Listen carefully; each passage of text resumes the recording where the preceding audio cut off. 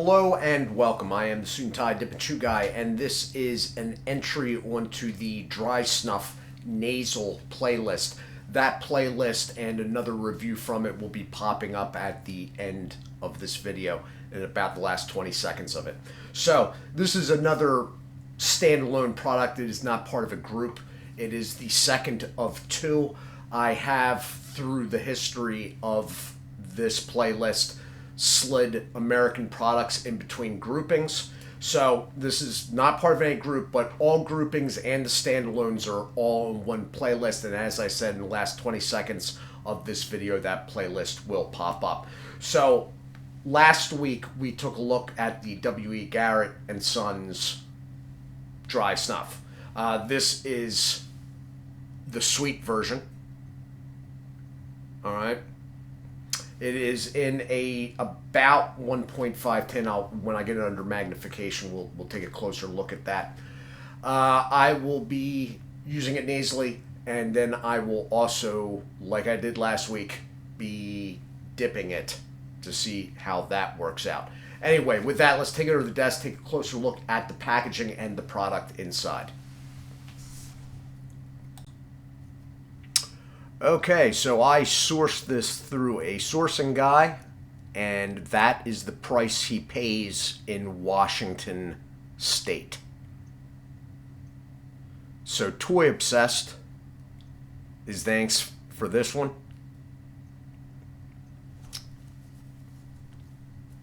Metal lid, metal bottom. All right.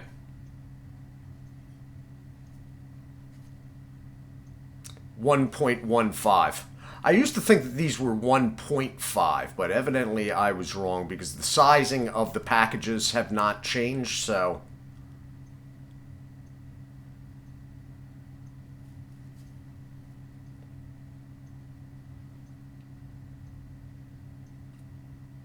it is a product of the American Snuff Company, and this is still saying they're headquartered out of Memphis, Tennessee. They're now in Clarksville.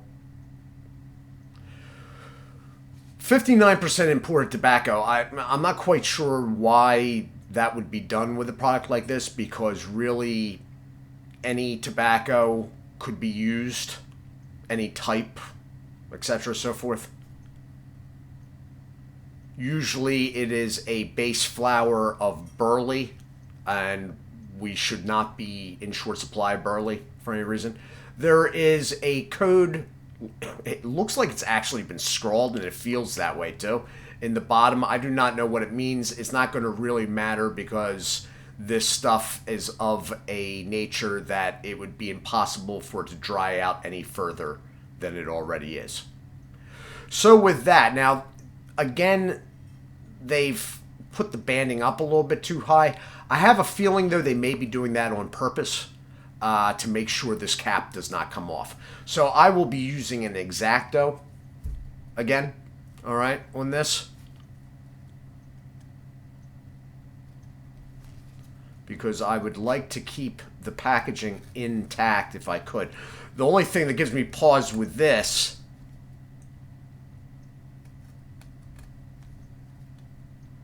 is I don't want to go too crazy with it and go through the cardboard. That would be not good.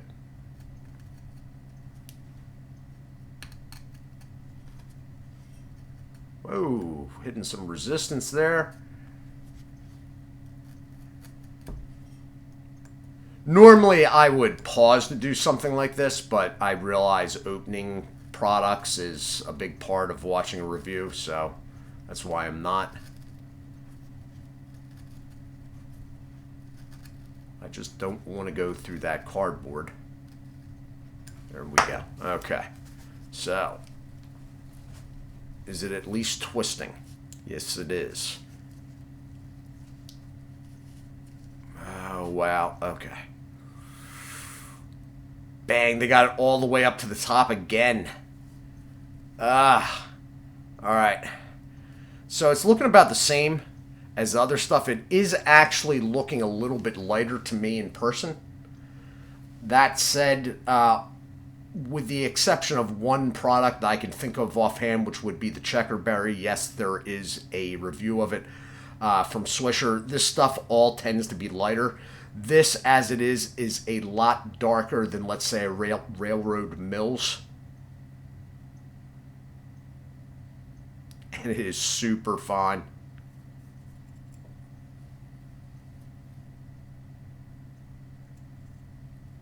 Super fine, and unlike last week, I will be making sure not to sniff too hard on this stuff because there's absolutely no reason to.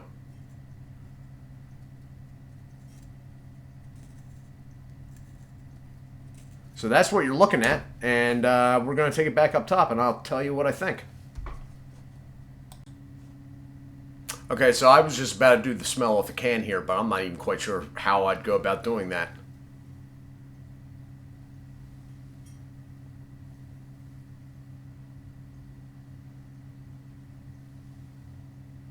Okay, it doesn't seem as dark-fired smelling as the other one, which I guess sort of makes sense because they've sweetened it somehow with something, some way.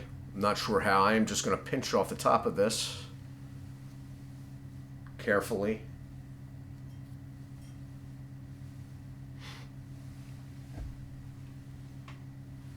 I did it again. I did a boo-boo again.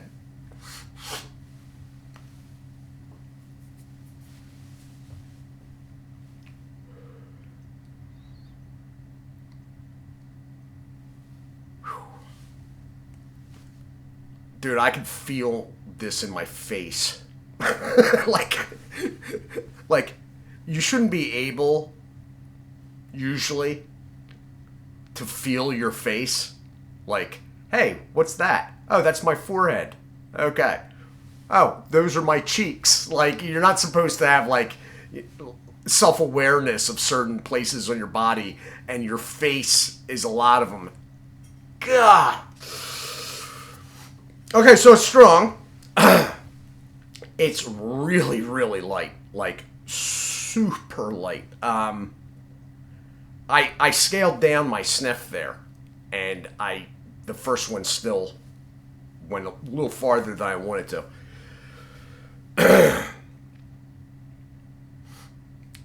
The sweet aspect. Look,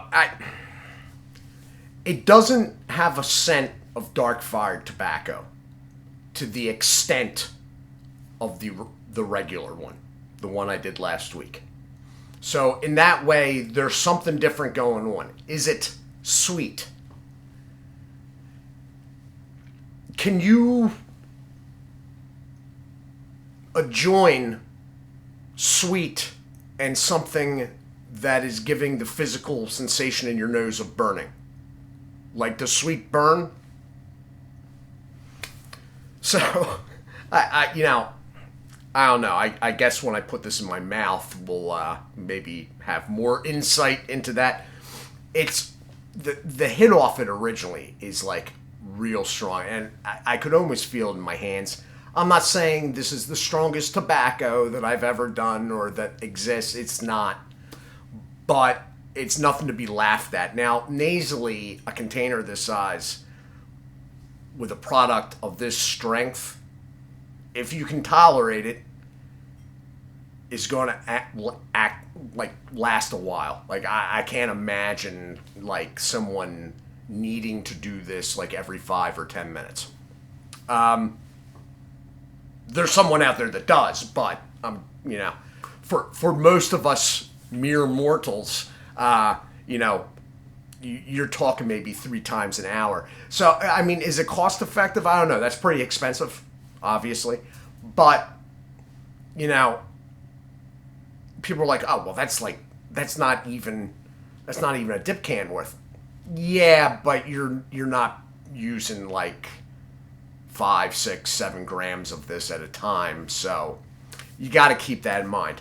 We are going to pause it real quick while I set up to dip this, because that's what I did with the original, and we will do it with this too. Back in a moment. Wow. Okay. All right. Every time I shift it, it's like, ah. Okay. Now, as far as nicotine goes, if like I'm using a pretty small amount, I do that for reviews. I'm able to judge better. I don't start, well, with the exception of last week, I normally don't sneeze anymore.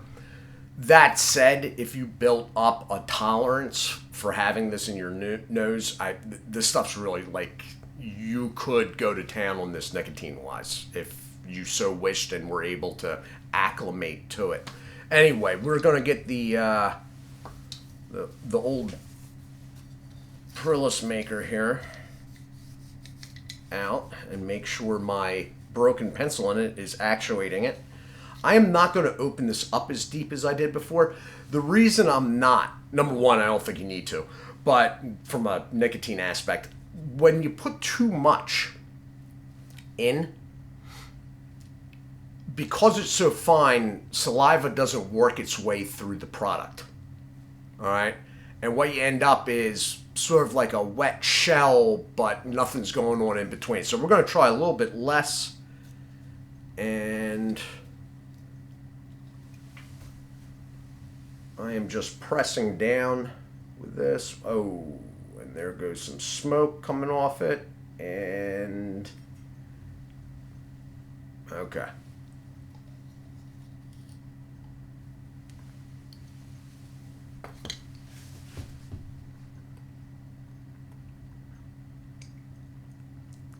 Don't think I got it far enough down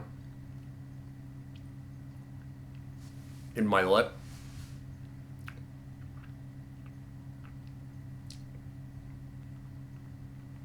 Okay, so you know what? It does actually...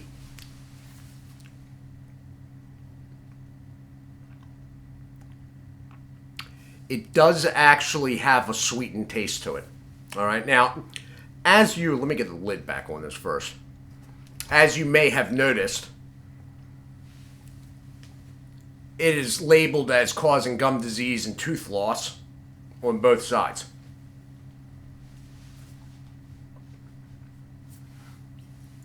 And one, with that warning label in particular, one should always take account of that, because when it comes to oral tobacco, although I think that cancer risks are exaggerated, that warning is probably accurate, all right? If you don't take care of your mouth, bad things are going to happen in general, but definitely if you dip or anything. It does have a sweetened taste. So I'm getting the part where they're calling it sweet. I can't overly say I like it, though. I almost liked the unsweetened taste better. Now, keep in mind when you're going, it must be like the regular one from last week must be a natural. It's no, not in the way that you're thinking. But it is interesting that there is a sweetness to this. I mean, it's not false advertising on the label there. But the only way you can tell that really is by dipping it. If you use it nasally, you just know that there's something off from it between it and the original. But sweet is not really like, It is sweet though. Now, super sweet? No, it's not like it's not like, like candy sweet. But at the same time, it is sweeter than the original last week or something like Bruton. And both of those, slightly different, two different companies, have a very dark fire taste. This does not.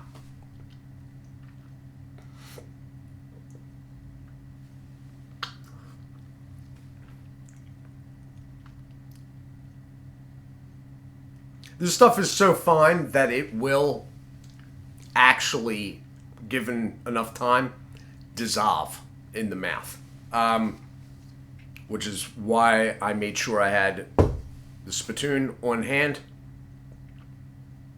It's all right. It's not my thing. It's not going to be many people's things. But as a one-time try, well, one I'd go with the regular, the sweet, unless you're exclusively using it orally. But I think even guys that lean sweet would have appreciation like I do for the dark fire taste. So I would go with normal. If this is running out, this is high, as I said, Washington State. That said,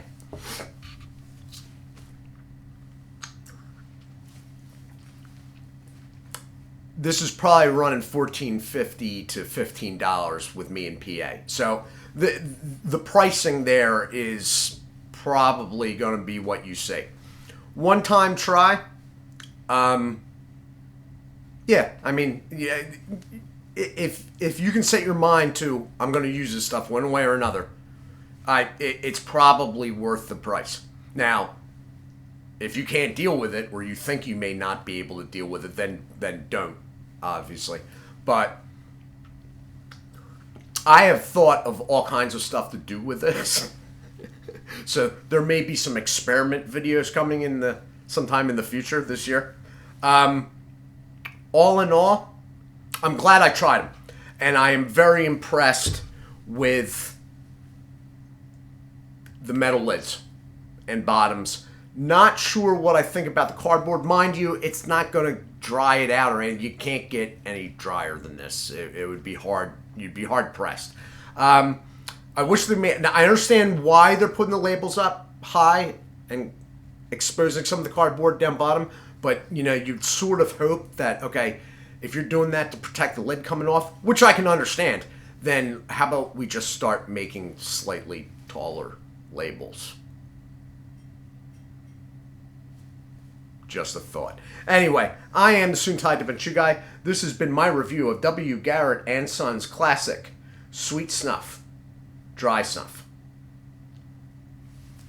I do hope you are well. As always, do take care of yourselves, and God bless. And I'm kicking cameras and losing the mouse.